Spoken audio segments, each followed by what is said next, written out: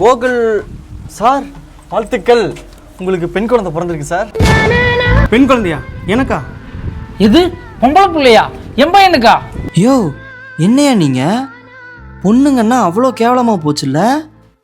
5வது படிக்கிறப்ப 5 மாசமா ஒரு டீச்சர் பின்னாடி சுற்றினியே, அந்த டீச்சர் ஒரு பொண்ணு தான்.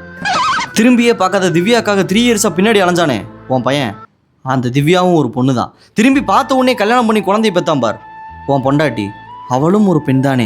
ஆனால் உனக்கு பெண் குழந்தை பிறந்தா மட்டும் வலிக்குது இல்லை? ஐயோ டாக்டர், பொம்பளை பிள்ளையா? என் பையனுக்கா? ஏற்றுக்கவே முடியாது. ஏன் உங்கள் அப்பா நான் ஏற்றுக்க முடியாதா? யோ உங்களை மாதிரி ஆட்கள் இருக்கிறனால தான் என் சமுதாயம் இன்னும் வளர்ச்சி அடையாமல் இருக்குது. நம்ம நாட்டில் சாதிச்ச பெண்களை பாருங்க, ஜான்சி ராணி, மதுரை மீனாட்சி, காளி, நீலி, சூலி, சிவன், பார்வதி, இந்த மாதிரி பெண்கள்லாம் இருக்கிற காரணம் யாரு? பெண்கள் தான். அந்த மாதிரி கண்கள் இப்படி கேவலமாக பேசுறீங்களேயா, உங்களுக்கெல்லாம் எப்படியா மனசாட்சி வந்துச்சு? ஐயோ டாக்டர், என்னால ஏத்துக்க முடியல. எப்படா எப்படி நடந்துச்சு? ஏய் பெருசு, என்ன அது எப்படின்னு கேட்குற? கொஞ்சமாவது பெரிய மனுஷன் மாதிரி நடந்துக்க. அது ஏதோ சின்ன சிரிச்சுங்க அப்படி இப்படின்னு இருக்கும், அதுக்கு அருவாய் உருவாயி இன்னைக்கு குழந்தை வந்துச்சு, அதை போய் எப்படின்னு கேட்டுக்கிறேன்? அசிங்கம் இல்லை உனக்கு? ஆனால் சும்மா சொல்லக்கூடாது பெருசு. கண்ணு ஒன்றை மாதிரியே, மூக்கு அவங்க அப்பனை மாதிரியே, குழந்தை சும்மா சூப்பராக இருக்குது, போய் பாருங்க. யோ யோ ஏன் அடிக்கிற? நிறுத்தியா? நீ நிறுத்தியா? நீ நிறுத்து. கல்யாணமே ஆகாத என் பையனுக்கு இப்படியா குழந்தை பிறக்கு?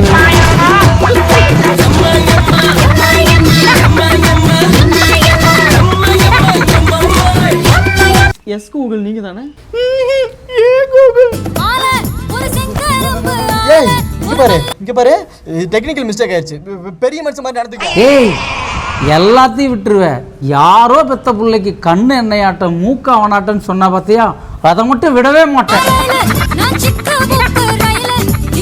அது கூட பரவாயில்ல, சாதிச்ச பெண்களுக்கு காலி சூலின்னு சொன்ன பத்தியா, அதான் என்னால தாங்கவே முடியல. சார் எஸ் கோகுல் நான் தான். குழந்தை நல்லா இருக்கா?